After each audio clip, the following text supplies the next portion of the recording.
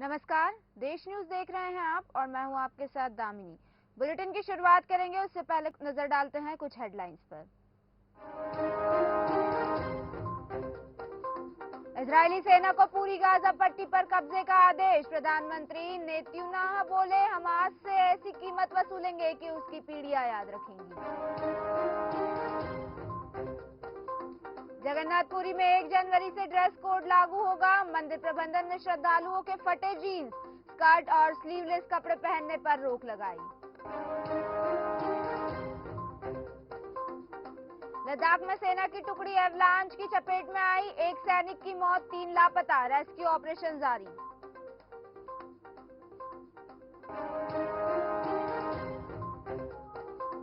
NCP के नाम और सिंबल मामले में शरद गुट का दावा। अजित की तरफ से पेश 9000 से ज्यादा दस्तावेजों में गड़बड़ियां। 9 नवंबर को ईसी करेगा सुनवाई। भाजपा की चौथी सूची के प्रत्याशियों की प्रोफाइल। इंदौर संभाग में 4 मंत्रियों को फिर मौका। पूर्व महापौर को भी उतारा मैदान में।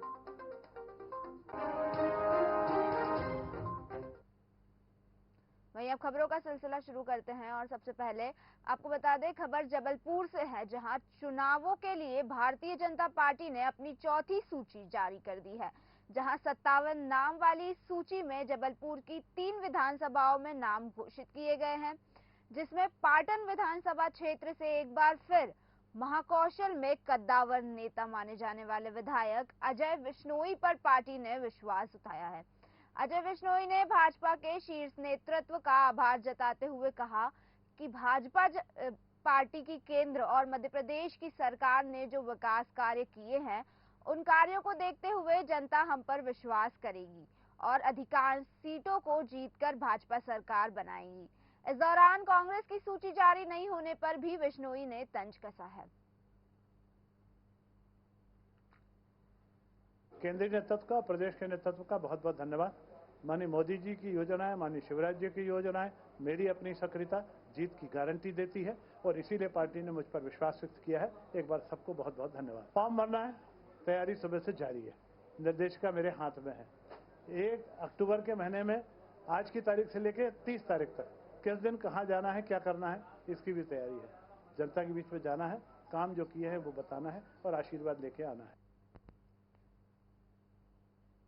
आचार संहिता लगते ही भारतीय जनता पार्टी में मध्य प्रदेश में अपनी चौथी सूची जारी कर दी गई है और 57 नामों वाली सूची में जबलपुर की 3 विधानसभाओं के नाम घोषित किए गए हैं, जिसमें पनागढ़ विधानसभा क्षेत्र से एक बार फिर विधायक सुशील तिवारी इंदु पर पार्टी ने विश्वास जताया है और तीसरी बार प्रत्याशी बने इंदु तिवारी ने भाजपा के शीर्ष नेतृत्व का आभार जताते हुए कहा कि भारतीय जनता पार्टी ने जो विकास कार्य किए हैं, उन कार्यों को देखते हुए जनता हम पर विश्वास करेगी और एक बार फिर हम रिकॉर्ड तोड़ मतों से जीत हासिल करेंगे।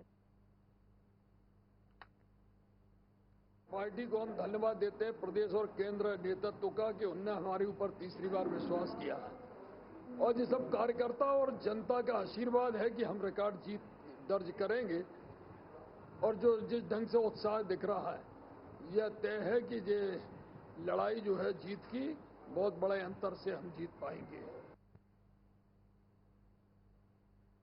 मध्य प्रदेश में होने वाले चुनाव को लेकर निर्वाचन आयोग ने तारीखों का ऐलान कर दिया है। वहीं आदर्श आचार संहिता भी लागू हो गई है, जिसको लेकर भिंड कलेक्ट्रेट में प्रेस वार्ता बुलाई गई, जिसमें कलेक्टर और जिला निर्वाचन अधिकारी संजीव श्रीवास्तव और एसपी मनीषा खत्री मौजूद रहे। जहां कलेक्टर ने कहा कि आगामी चुनाव को लेकर सभी तैयारियां पूरी कर ली गई है और आदर्श आचार संहिता में जो गाइडलाइन जारी की गई है, आमजन से उसका पालन करने की अपील की है और आदर्श आचार संहिता का उल्लंघन करने वालों के खिलाफ शिकायत मिलने पर कड़ी कार्रवाई भी की जाएगी, ऐसा कहा उन्होंने।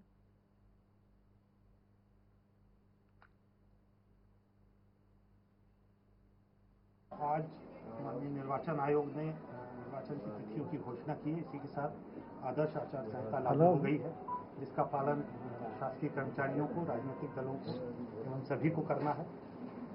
और आचार संहिता के संबंध में राजनीतिक दलों की जो स्टैंडिंग कमेटी है, जिसमें सभी राष्ट्रीय मान्यता प्राप्त राजनीतिक दल मेंबर हैं, उसकी मीटिंग आज ली जा चुकी है और उन्हें आचार संहिता से अवगत कराया जा चुका है उनसे क्या अपेक्षित है, क्या अपेक्षित नहीं है, ये भी उन्हें बताया जा चुका है और उम्मीद है कि इसका पालन करेंगे। हमारे सेक्टर पुलिस ऑफिसर्स और सेक्टर के जो रेवेन्यू के ऑफिसर्स हैं उनके द्वारा क्षेत्र का भ्रमण करके संवेदनशील मतदान केंद्रों को चिन्हित किया गया है। जो वनरेबिलिटी मैपिंग इत्यादि की भी कार्रवाई लगातार की गई है। इससे जो क्षेत्र में जहां हर स्थान पे भयमुक्त होकर के मतदान हो सके, इसको पर्याप्त व्यवस्था कर ली जा चुकी है। इसके अतिरिक्त चुनाव के दौरान और चुनाव से पूर्व जो नियम अनुसार कोलाहल अधिनियम अंतर्गत कार्रवाई होती है, उस सब के लिए हमारे पुलिस के जितने कर्मचारी हैं उनको सभी नियमावली और प्रक्रिया का प्रशिक्षण भी दिया जा चुका है और इसमें अब लगातार कार्रवाई की जाएगी। जो आदर्श संहिता है उसके पालन में अगर कोई किसी तरह का अपराध करता है या लोक प्रतिनिधित्व अधिनियम अंतर्गत अपराध होता है, उस पर तुरंत कारगर कार्रवाई की जाएगी। जबलपुर में राष्ट्रीय किसान महासंघ ने पत्रकार वार्ता की, जहां पत्रकार वार्ता को किसान मोर्चा के राष्ट्रीय अध्यक्ष शिव कुमार कक्का ने संबोधित किया, जिसमें किसानों की 166 मांगों को लेकर चर्चा की गई। वहीं शिव कुमार कक्का ने भाजपा सरकार पर निशाना साधा है। देखिए, ये यात्रा का नाम है किसान मजदूर बचाओ यात्रा। ये मध्य प्रदेश के 52 जिलों में जाएगी, जिसकी दूरी लगभग हो रही है 5000 किलोमीटर। 15 के बड़े बड़े किसान सम्मेलन हैं, जो अभी सिवनी में एक सम्मेलन हमारा हो चुका है, कुछ मालवा में भी है। इसमें रथ में जो बैठे लोग शहीद रथ में, उनकी संख्या 50 है, जो आप भी देख रहे हैं। और सम्मेलन के बाद में 11 नवंबर को दीपावली के एक दिन पहले 40 दिन हमको हो जाएंगे, वहां पर सोनकच्छ देवास जिले में इसका समापन होगा। देखिए, सरकार कौन की है ये हमारा सोचने का विषय नहीं है। जो सरकार जिस अनुपात में हमारा सहयोग करेगी, उस अनुपात में हम उस सरकार का सहयोग करेंगे। जो सरकार हमारा दमन शोषण करेगी, उस सरकार का हम बहिष्कार करेंगे। ये सरकार से भी हम मांग करेंगे। और नहीं तो लोकतंत्र में हमारे पास सत्याग्रह से बढ़िया कोई हथियार नहीं है। दिल्ली का आंदोलन जीता हमने, अहिंसात्मक सत्याग्रह से जीता, आगे भी जीतेंगे। सत्याग्रह के अलावा कोई मार्ग नहीं है हमारे पास। विधानसभा चुनाव में निष्पक्ष मतदान और शांतिपूर्वक वातावरण में संपन्न करवाने के लिए जबलपुर के कलेक्टर सौरभ कुमार सुमन और पुलिस अधीक्षक तुषार कांत विद्यार्थी, साथ ही नगर निगम कमिश्नर स्वप्निल वानखेड़े के नेतृत्व में पुलिस कंट्रोल रूम से एक फ्लैग मार्च निकाला गया।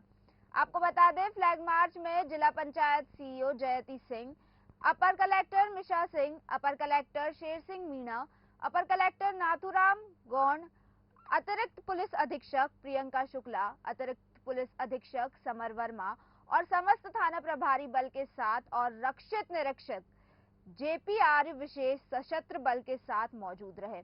वहीं पुलिस अधीक्षक जबलपुर तुषार कांत विद्यार्थी ने कहा कि निकाले गए फ्लैग मार्च का उद्देश्य निष्पक्ष एवं निर्भीक मतदान कराने के साथ साथ चुनावी प्रक्रिया के दौरान शांति और कानून व्यवस्था बनाए रखने का है। आज इलेक्शन कमीशन के द्वारा मॉडल कोड ऑफ कंडक्ट का अनाउंसमेंट किया गया है। इलेक्शन की डेट फाइनल हो गई है और उसी को दृष्टिगत रखते हुए जबलपुर के सभी संवेदनशील इलाकों में फ्लैग मार्च निकाला जा रहा है, जो एक संदेश देगा कि सभी लोग निष्पक्ष निर्भीक होकर मतदान का हिस्सा बने। हमारे पूरे इलेक्शन प्रोसेस में कहीं भी कोई भी व्यक्ति किसी भी तरह की चीजों को धन बल, बाहुबल, प्रलोभन से प्रभावित करने की कोशिश करता है तो उसके विरुद्ध कठोर वैधानिक और प्रतिबंधात्मक कार्रवाई की जाएगी। हम सभी लोग निष्पक्ष और निर्भीक मतदान के लिए प्रतिबद्ध हैं। लगभग 14,000 से ज्यादा लोगों को फाइनल बाउंड ओवर कराया जा चुका है डिफरेंट ग्राउंड्स पर, और लगभग 2,000 से ज्यादा लोगों को जो हैबिचुअल ऑफेंडर्स हैं उनको ही फाइनल बाउंड ओवर कराया है। कहीं भी कोई भी ब्रीच ऑफ बाउंड की हरकत होगी तो ऐसे लोगों के खिलाफ भी कठोर कार्रवाई सुनिश्चित की जाएगी। उन्नाव में सीएम योगी आदित्यनाथ भगवान नगर के डोडिया खेड़ा पहुंचे, जहां उन्होंने सबसे पहले भगवान भोलेनाथ के मंदिर में पूजा अर्चना की और बाबा त्रिलोकचंद जी की मूर्ति पर माला पहनाई। इसके बाद महानायक शहीद राजा राव राम बख्श सिंह की प्रतिमा का अनावरण किया। इसके बाद वे सभा स्थल पहुंचे, जहां सीएम योगी ने कहा कि देश ने आजादी के 75 वर्ष का सफर पूरा कर लिया है और 100वें वर्ष में भारत विश्व का नेतृत्व करेगा। आज मैं उन्नाव में राष्ट्र के नायकों को सम्मान देने आया हूं।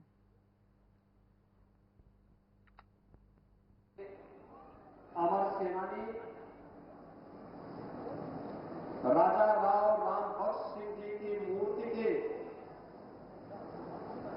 अनावरण कार्यक्रम में मंच पर उपस्थित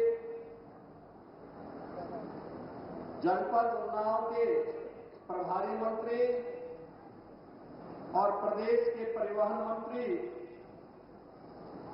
श्री दयाशंकर सिंह जी, उत्तर प्रदेश सरकार के ही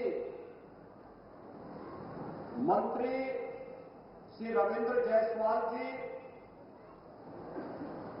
लोकप्रिय सांसद स्वामी सच्चिदानंद हरि साक्षी जी महाराज, जिला पंचायत अध्यक्ष श्रीमती स्वप्न सिंह जी, भारतीय जनता पार्टी के जिला के एक आत्मीयता का भाव और साहित्य को एक नई ऊंचाइयां प्रदान किया है। मैं इस धरा को नमन करता हूं। भाइयों बहनों, काकोरी कांड के महानायक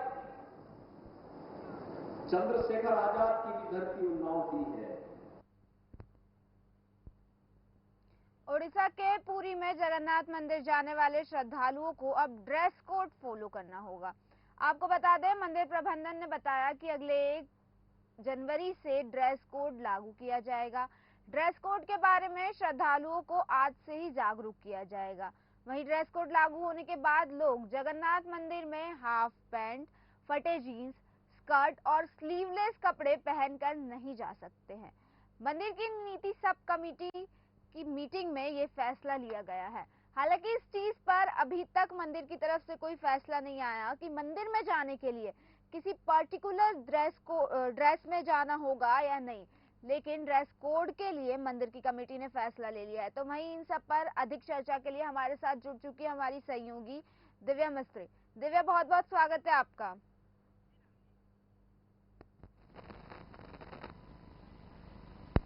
दिव्या, क्या आप मेरी आवाज सुन पा रही हैं? जी जी, बोलिए। तो दिव्या, जिस तरह से जगन्नाथपुरी मंदिर में जाने के लिए ड्रेस कोड लागू कर दिया गया है, कहा गया है, मंदिर कमेटी का कहना है कि आप स्कर्ट या जीन्स, फटे कपड़े या स्लीवलेस कपड़ों में नहीं जा सकते। इस पर क्या कहना है आपका? जी, ये 1 जनवरी से ड्रेस कोड लागू होने वाला है जी। और यहाँ पर मंदिर प्रबंधन ने श्रद्धालुओं के फटे जीन्स, स्कर्ट और स्लीवलेस कपड़े पहनने पर रोक लगाई है। जी। दामिनी, मैं बता दूं कि उड़ीसा के पुरी में जगन्नाथ मंदिर जाने वाले सभी श्रद्धालुओं को अब ड्रेस कोड फॉलो करना पड़ेगा और मंदिर प्रबंधन ने ये 9 अक्टूबर यानी कि कल शाम को ही ड्रेस कोड लागू करने का निर्णय लिया है। और यहाँ पर ड्रेस कोड के बारे में श्रद्धालुओं को आज से ही जागरूक भी किया जा रहा है। हाँ। मैं आपको बता दूं कि ड्रेस कोड लागू होने के बाद लोग जगन्नाथ मंदिर में हाफ पैंट, फटे जीन्स, स्कर्ट और स्लीवलेस कपड़े पहनकर नहीं जा सकेंगे। और साथ ही मंदिर की नीति सब कमेटी की मीटिंग में यह बड़ा फैसला लिया गया। हालांकि दिव्या, मैं ये पूछना चाहूंगी कि क्या मंदिर प्रबंधन ने कोई पर्टिकुलर ड्रेस कोड बताया है कि इसी ड्रेस कोड में आपको मंदिर में जाना होगा? देखिए, अभी तक तो ये ड्रेस कोड सिर्फ जागरूक करने के लिए एक नोटिस दे दिया है सभी को कि इस तरीके की ड्रेस यहाँ अलाउड नहीं है। अभी तक ड्रेस कोड तो लागू नहीं किया है कि क्या पहनकर आपको आना है, लेकिन मेरा ख्याल ये है कि शायद सभी को एक ट्रेडिशनल लुक में आना पड़ेगा, साड़ी या सूट, या आप अगर जीन्स टॉप भी पहन रहे हैं तो जीन्स टॉप में भी इस तरीके से कुर्ता या जीन्स इस तरीके से पहनकर आना पड़ेगा। हालांकि मंदिर में किस तरह के कपड़े पहनने हैं इसकी इजाजत अभी तक नहीं दी गई है, अभी तय ही नहीं हुआ है। जी। और जगन्नाथ मंदिर प्रबंधन के जो चीफ है रंजन कुमार दास, उन्होंने भी एक बयान दिया है जिसमें उन्होंने कहा है कि कुछ लोग मंदिर के भीतर असभ्य कपड़े पहनकर आते हैं, जिसके बाद से ये निर्णय लिया गया। और मैं आपको बता दूं कि सुरक्षा बल और प्रतिहारी श्रद्धालुओं के कपड़े की निगरानी भी करेंगे, यानी कि जो श्रद्धालु जीन्स, स्कर्ट या फिर स्लीवलेस कोई कपड़े ऐसा पहनकर आते हैं जिससे इनका रूल टूटता है तो शायद मंदिर के अंदर नहीं जाने दिया जाएगा। बाहर से ही जो सुरक्षा बल या फिर प्रहरी जो होंगे वो उनको वहीं से वापस लौटा देंगे, मंदिर के अंदर जाने की अनुमति नहीं होगी। और मैं साथ ही आपको बता दूं कि इस साल जुलाई में गुजरात के द्वारिकाधीश मंदिर में भी श्रद्धालुओं के लिए ड्रेस कोड लागू किया गया था, जिसके बाद से ही मंदिर के बाहर चारों तरफ ड्रेस कोड को लेकर गुजराती, हिंदी, अंग्रेजी भाषा में लिखे बोर्ड भी लगाए गए थे। तो इसी तरह के उड़ीसा में भी उपयोग किए जा सकते हैं। और इस बोर्ड में लिखा गया था कि मंदिर दर्शन की जगह है, खुद की प्रदर्शनी नहीं की। मतलब कि यहाँ पर खुद का प्रदर्शन करने ना आए लोग, यहाँ दर्शन करने आए, मंदिर में दर्शन करने आते हैं, पार्टी वेयर कपड़े पहन कर ना आए। इस तरीके के कपड़े मंदिर में पहनना बिल्कुल आपत्तिजनक होगा। और बात करें मध्य प्रदेश की, तो मध्य प्रदेश के उज्जैन में भी महाकाल मंदिर के गर्भगृह में आम श्रद्धालु के लिए सितंबर में ड्रेस कोड लागू किया गया था। और ड्रेस कोड के तहत दिव्या, एक और सवाल आपसे मैं पूछना चाहूंगी कि भगवान के दर्शन के लिए मतलब किसी पर्टिकुलर ड्रेस कोड में आना, यानी कि भगवान के दर्शन के लिए इंसान को कपड़े या किस तरह के कपड़े पहनना है या क्या करना है ये देखने की जरूरत नहीं होनी चाहिए, उस पर आपका क्या मत है? इस फैसले पर आपका क्या मत है? क्योंकि आप भगवान के दर्शन के लिए आ रहे हैं और उसमें भी आपको जज किया जा रहा है कि आप एक पर्टिकुलर ड्रेस कोड में आए। जी जी जी, आपका सवाल सही है कि इस पे आपत्तिजनक नहीं होना चाहिए, लेकिन कुछ लोग ऐसा होते हैं जींस टॉप में भी इतना ओवर कर देते हैं कि कुछ लोग वहाँ जो दर्शन के लिए आ रहे हैं, बुजुर्ग आ रहे हैं, माता पिता आ रहे हैं, उनको शर्मिंदा होना पड़ता है ऐसे कपड़े देखकर। तो मर्यादित कपड़े पहनना सही निर्णय है। और मंदिर ऐसी जगह है जहाँ पर हम भगवान से दर्शन करने जाते हैं। तो हम अगर घर पे भी पूजा होती है तो एक ट्रेडिशनल लुक में आते हैं, साड़ी सूट वेयर करते हैं, घर पे भी जींस टॉप पहनना चाहिए। घर जैसा ही मंदिर है, वहाँ भी हम दर्शन करने ही जा रहे हैं, तो वहाँ पर ड्रेस कोड लागू करना सही निर्णय है। ये जो भी निर्णय लिया जा रहा है एकदम सही है कि एक मर्यादित कपड़ों में ही मंदिर जाया जाए। एक ड्रेस कोड तो लागू नहीं हुआ है, लेकिन हाँ लोगों की मानसिकता है, लोगों को ये खुद ही सोचना पड़ेगा कि हमें जींस टॉप या ऐसे कोई कपड़े नहीं पहनना है कि हमारे कपड़ों पे ऑब्जेक्शन उठे। अब ये बड़े बड़े मंदिर है, यहाँ हजारों लोग, लाखों लोग मंदिर में दर्शन करने आते हैं, आप ऐसे कपड़े पहनकर जाएंगे तो इसमें दर्शन करने तो लोग आ ही रहे हैं, साथ ही आप अपना प्रदर्शन भी कर रहे हो। तो ये चीज रोकने के लिए ये मंदिर का निर्णय सही है। बहुत बहुत शुक्रिया दिव्या आपका हमारे दर्शकों के साथ जुड़ने के लिए और हमें तमाम जानकारी देने के लिए। तो मंदिर प्रशासन ने ड्रेस कोड लागू कर दिया, हालांकि क्या पहन के जाना है, क्या नहीं क्या पहन के जाना है मंदिर में, इस चीज की ये चीज का फैसला अभी नहीं लिया गया है, लेकिन मंदिर में क्या नहीं पहन के जाना है इस चीज के लिए बिल्कुल बता दिया गया है।